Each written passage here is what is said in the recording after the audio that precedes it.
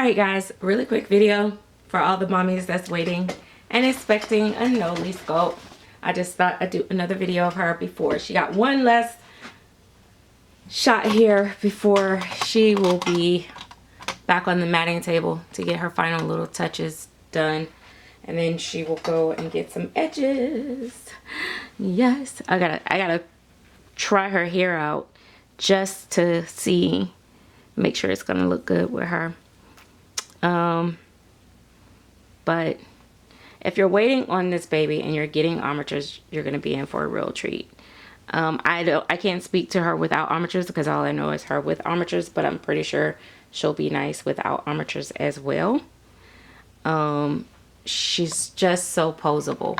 Let me take you guys off the tripod. She's so posable.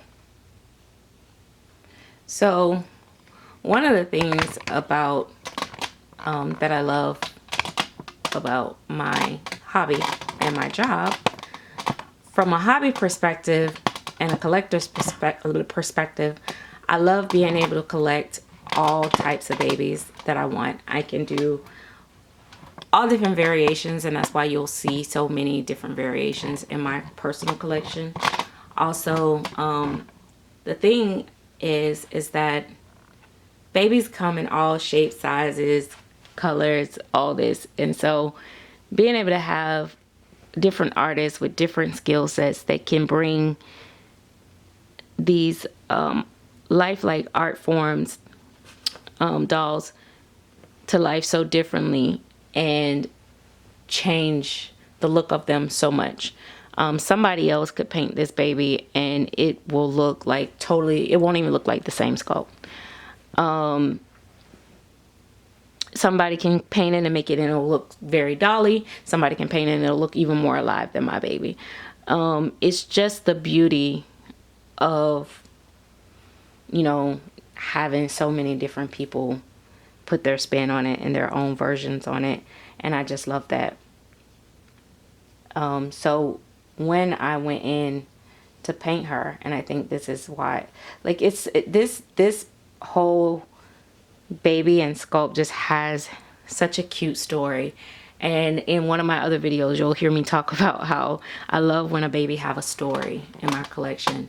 But just how I got to be familiar with the sculpt and the sculpture itself has its story of its own. But then the fact that when I saw the baby and the pour in person, I was like, oh, I can do any light color I want to do so much easier from this pour, because I get to be able to build my color from scratch. Like, I get to build all the undertones or anything that I want to do.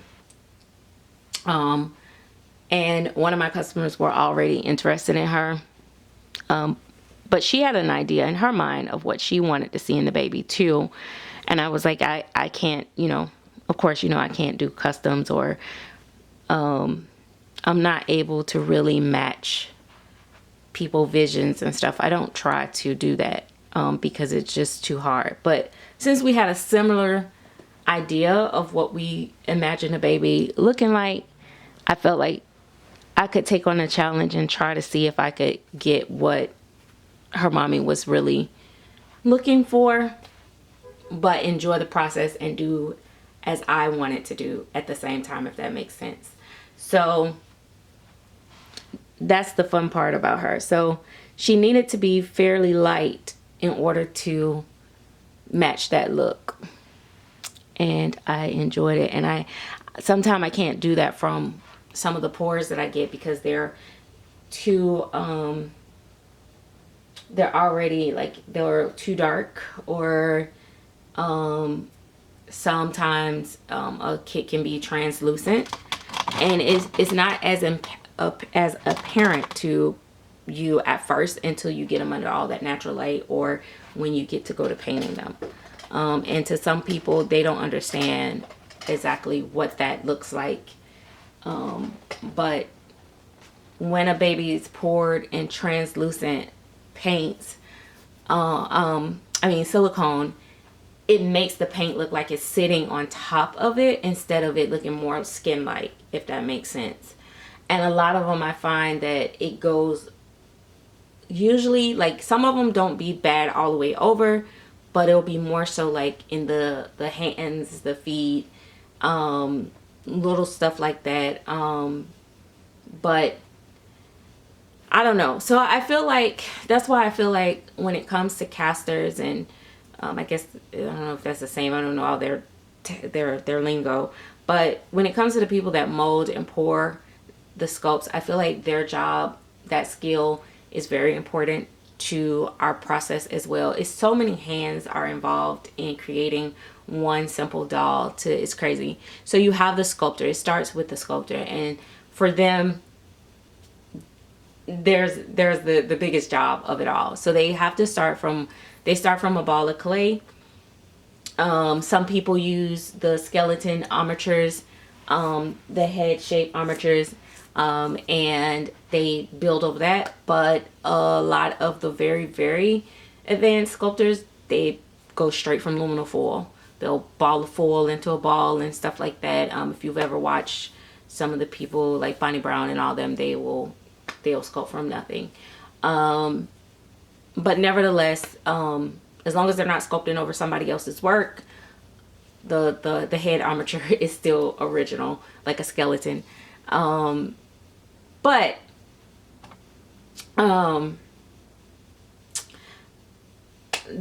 so you start from the sculptor, and then after it gets sculpted, now they bake it and it becomes an oak.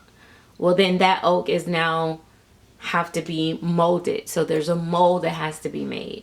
And then from the mold, and the mold is important, more important than people realize, because it has to be molded a certain way so that it can be poured a certain way. And then the pouring, the right formulas, because there's no one set formula. So depending on the size of the baby and all this, and how soft you want it, and if you want it soft in different places and all this, it's a lot. I don't know the details because I don't do that part, but I've heard enough from enough people and, of their process to know that it's not as easy as it seems. So I feel like everybody plays a very, very, very important role in the process of doll making. And then now we get it poured. So now we got it sculpted, we got it molded, we got it poured. So then after the pouring, there's cleanup. So there's the seaming, and some is little to none. Because of, however they do their molds. Again, that's why the molds is important, and the pouring and all that stuff. So then you got the seaming, you got the armatures, all this stuff. Okay. And then once the baby's, all that is done, now we're going to the artist. And the artist's job is to complement or take that sculpt to the next level of realism. So then you go from there. And that is, their job is to make the baby look as realistic as possible. And to try to make it to where people have to take a second look and be like, oh, wait, that's not a real baby, that's a doll. Or, is that a doll? That type, you want that type reaction. So when people be like, oh my God, that's creepy. Or if somebody say, oh, that looks like a dead baby. As horrific as that sound is, so heartbreaking sometimes to some of us when we hear that about our work or our personal collection, even if it's just, work from one of our artists, somebody to say that is, and let's not even get into the fact of some of the people that collect because they have had losses and someone says it looks like a dead baby. Can you imagine the trauma that you are inflicting on those people? Be mindful of your words. But nevertheless, here's another spin on that take for me. When people say, oh, it looks like a dead baby to me, sometimes it's a compliment. Just hear me out. Sometimes it's a compliment, because in order for something to be dead, it had to be once what? Alive. And so therefore it tells me that either the sculpting looks so real that it looks lively, or that both the sculpting and the painting look so real that they feel like since it's not moving, it has to be lifeless because it's not moving, and therefore they equate it to dead because they're not within the community and they don't understand how detrimental those words can be to an individual. So that's, you know, that's my thing. When people be like, oh my God, that's so real looking to it creeps me out. That's so realistic that it creeps me out. That's creepy. Why do you collect these? Oh my gosh, what do you do with these? Do you use these for hospital practices? Do you use this for this or that? Or they, you know, people can use these for movies, and people always go to giving you a long list of things that you can do with your dolls. That's when you know that you have something that's realistic. A lot of times when I look back in the day when reaction videos was a big to do thing, when people walk in places and people automatically like, oh my God, like, is that a doll? That's a doll, and da da da da da. To me, those reactions they're great and they're fun to have, but to me, the best reaction is no reaction at all. And so when I start collecting on a level to where I could take my babies out and people just walk past me and my baby, or just smile, or maybe they might say how many months or how old, or oh my gosh, you know, I know you're ready to get out of this weather with that baby, like little stuff like that. That's when it became the biggest compliment, or people just walk past me and don't say nothing. They're not doing extra staring or anything because they think the baby is absolutely real without a shadow of doubt. That's when I know I have the most realistic baby in my stroller. When everybody keeps stopping and going, and don't get me wrong, sometimes it's not that the baby's not super realistic, but it's like if somebody's been watching a baby for a long time, say the baby's really pretty, or, you know, it reminds them of one of their kids or something, people will stare at a baby for a long period of time. And if they don't see that baby like moving or breathing or sucking on the pacifier, especially if the baby eyes is open and it's just not blinking, then they're going to say something or be like, is that, wait, you know, da da da da. I love when someone is standing over me and they still are questioning me and I'm telling them it's a doll. I had that happen with the little princess. I took her with me to the hair salon and I thought the lady knew, but she was confusing me at some point because I'm like, I kept telling her it was a doll, so I thought she knew, but I guess she didn't. And she was like right here. And I'm just like, and I even picked her up and I'm thinking that would help. Like, and her head would kind of fell away. No, she still did not get it. And it was so, and I even had to let her hold the baby. And so like those type of reactions is a compliment to me more than anything. But yeah. So anyway, you know, I think sometimes people are intentionally trying to be rude versus people that are really like just not aware of these dolls existing and never seen anything like it. Or they're curious. They're trying to figure it out. What is the purpose? What are you doing? Why does this exist? You know, and you know, after a while they're like, wow, that's cool, you know, blah blah blah, that's a nice piece of art. Or they'll have, you know, or can I hold it, that type stuff. So those are, you know, some of the things. I don't even know how I got here with this conversation, but I'm 13 minutes in, guys. Y'all realize that I just like to talk? Because why did I go here? How did we get here? I gotta re-watch this video to figure out. Now, what was the point of this video again? I don't know, but this art form in this hobby can be challenging. When you're first starting out as an artist, you might not see where you want to be, but keep going. Practice. When they say practice make perfect, it may not make perfect, because no, there is no such thing as perfect, but it'd be perfect to you. You can perfect your craft with each and every baby, but I will tell you that sometimes it feels like you're going backwards, because every medium is poured different, every pour is poured different. They're not factory made. Every, you know, color is going to be different. So every baby is going to turn out different.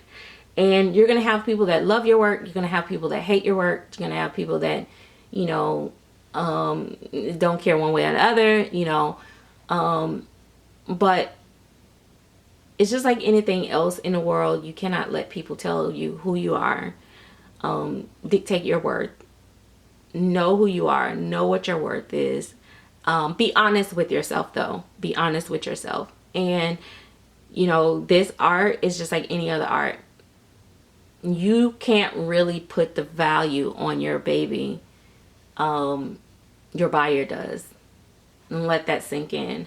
Your buyer will put the value on your babies, what they're willing to pay. And here's the thing.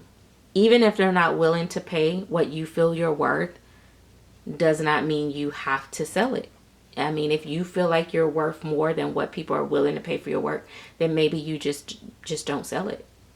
And then maybe you have to look and say, hey, is it because they just trying to lowball me? Or is it because I'm just new and I don't have a name? Or is it because I need to work on my craft? Am I outpricing myself? Or whatever. It's so many different realms. I can talk all day about this hobby and all the journey that I've been on and everything that I've learned. I could literally do a whole podcast book on my journey.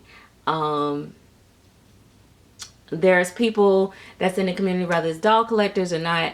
Some people get upset because they'll post their pictures in groups and stuff, and I've talked about this before, and then people don't like their pictures, or they don't get as many comments and stuff like that, or whatever.